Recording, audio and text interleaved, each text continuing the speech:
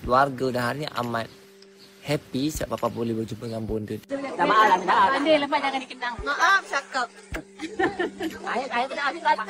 Oh ya ya, hak tak. Hak We are apa? We are the family. Tahu bes.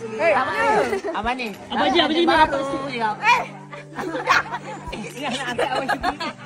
Jangan kan. Anak Palestin. Hai.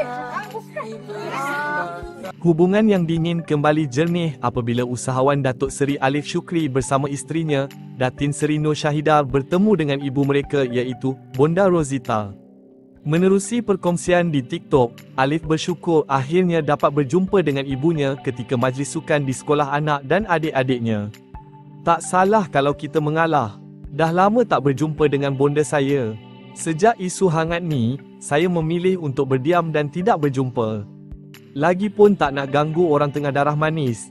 Tapi percaturan Allah itu besar. Hari ni, Sabtu, dengan izin Allah, kami berjumpa di majlis sukan sekolah anak saya. Kebetulan adik saya juga bersekolah di sekolah yang sama dengan anak-anak saya. Tak akan saya nak lari kot jumpa mak saya. Saya mengalah lah, kongsinya.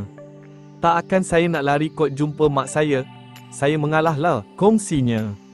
Pada perkongsian yang sama, Alif memberitahu pertemuan itu juga telah merungkai segala yang terjadi dan emosi juga ditolak tepi. Malah usahawan sensasi ini turut meluahkan rasa syukur apabila hubungan dia sekeluarga kembali baik dan berterima kasih kepada semua yang mendoakan. Pertemuan ni merungkai segalanya dan segala emosi sudah dibuang ke tepi. Kri dan anak-anak lain sayang mak sampai bila-bila. Adalah mana ada keluarga yang bahagia sahaja, kita sebagai anak sebenarnya kena banyak mengalah, kena banyak bersabar, kena banyak berdiam.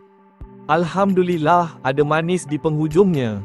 Terima kasih doa kalian yang sentiasa mendoakan keluarga kami bahagia, amin amin ya rabbal alamin, saya hargai sangat, katanya.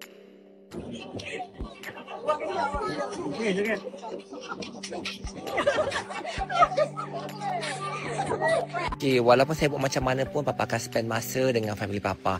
Sebenarnya papa yakin memori macam ni takkan berulang. Walau macam mana pun, papa nak tengok anak-anak papa ni membesar dengan baik.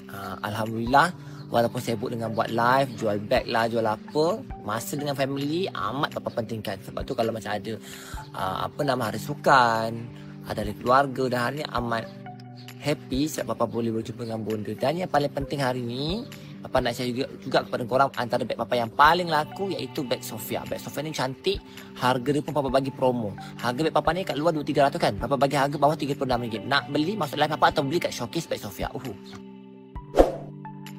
Terima kasih kerana menonton. Kalau anda suka video ini, jangan lupa untuk like, share dan subscribe.